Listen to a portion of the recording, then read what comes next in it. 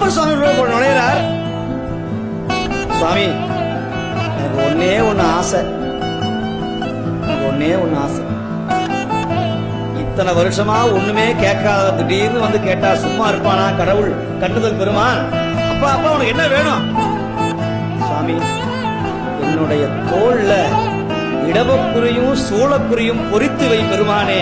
அது இருந்தால் நான் உனக்கு என்றுமே அடிமையாக இருப்பேன்.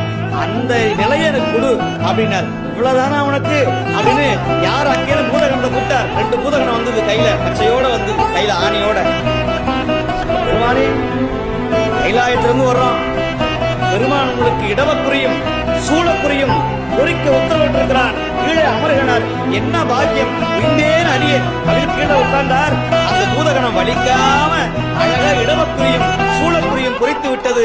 அதை கண்டு ஆனந்தப்பட்டார் என்கிறான் திருநாவுக்கரசர்.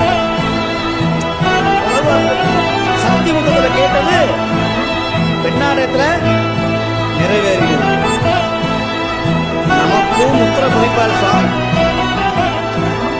முத்திரை வேணும்னா திருமுறை ஓதணும், பெருமாண்ட கேட்கணும். பொன்னார் திருவடிக்கு ஒன்று உண்டு விண்ணப்பம். சுவாமி, ஒரே ஒரு விண்ணப்பம்.